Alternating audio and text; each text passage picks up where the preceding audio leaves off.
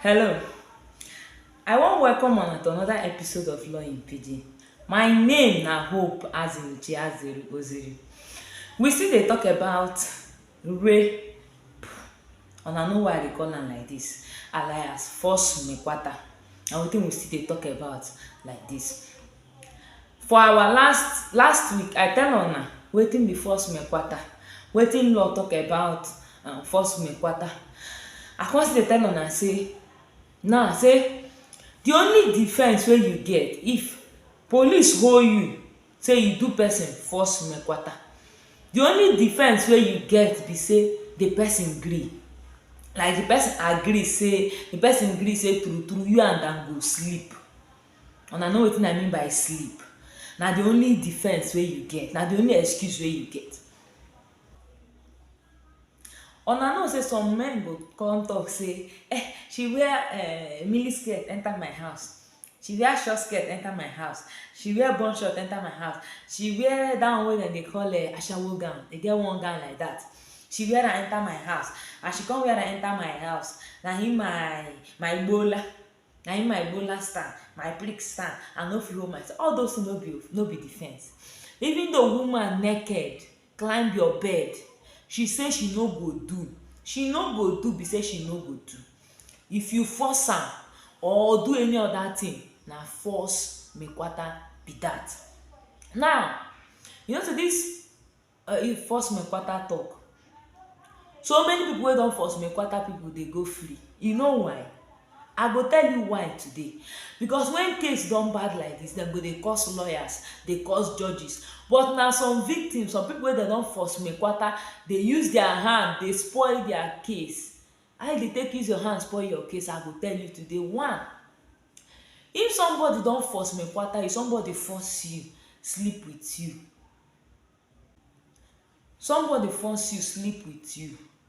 wetin you know wetin okay, ma start like wetin some victims dem dey do be say, if somebody don force dem sleep with dem, when the thing don finish, dem come go house. Some go house baff, some go dress up, some go even wait for like 1 week, 2 days, 3 days, 1 day go finish before dem go police or before dem go tell person. Some go even go baff, make up finish, come dey go tell police say, see o, Ovunda rape me, Emeka rape, this one happen, this one no happen. No be so. If person force MEKWATA you, the first thing wey you go do na to go police station. How you go take go that police station now? One, from that place wey the person force MEKWATA you, no go any other place.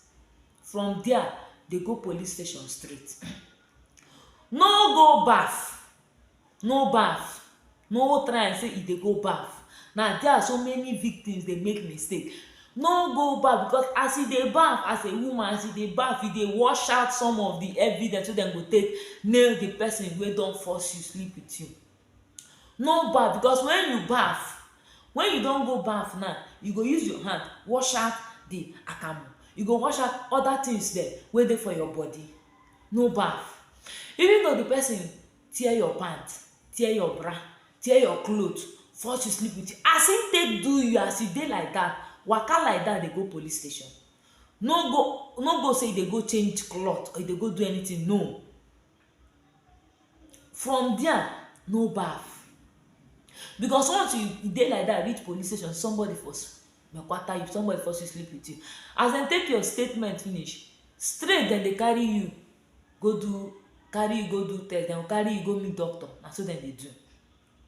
But when you don go, person force MEKWATA you don go baff, the person tear your cloth, you don go change cloth, come carry the cloth wey the person tear, carry am dey go police station. How the thing be? E no make sense.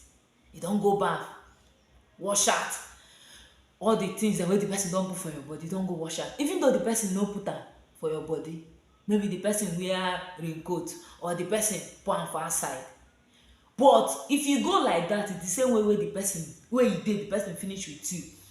When doctor go dey check am, doctor go see am say true say person penetrate you, true say prick enter your kpekus. Doctor go see am. All those things na evidence.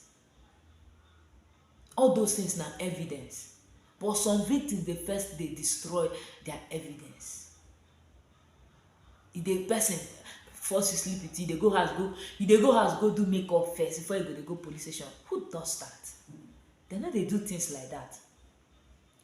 Another thing again wey you go do if somebody force MEKWATA, you no keep am to yourself. Na there again una dey make mistake.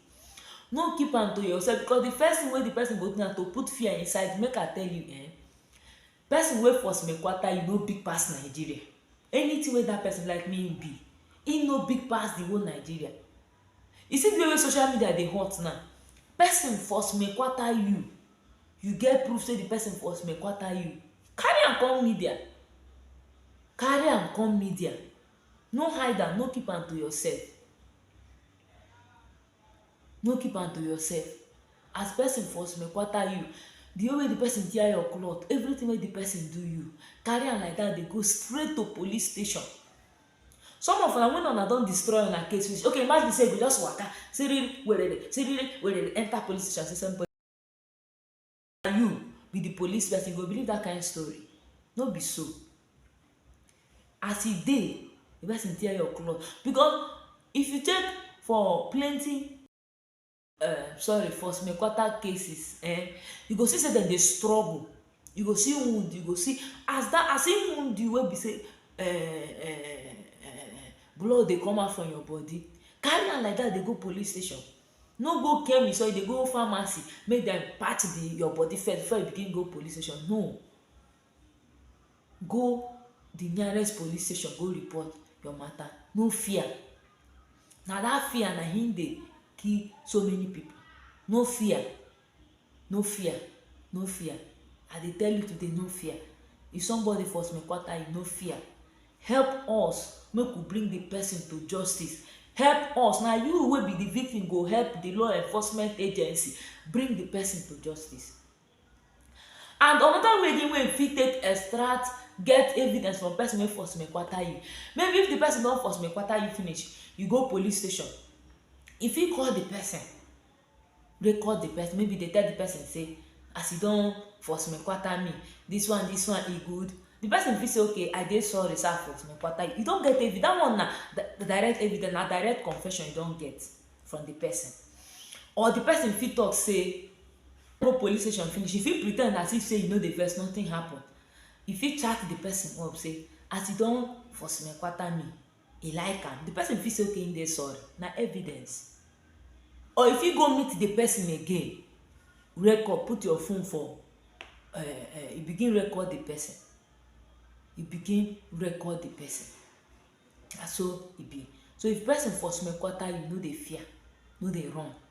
Make dem make law catch the person. Na you go help law catch the person. No be law go help you catch, na you go help law. Na wetin you provide, na wetin you give law go use catch the person. Na so e be. Thank you. You wey dey watch our video, when you watch, to share. No watch and keep am to yourself. Thank you.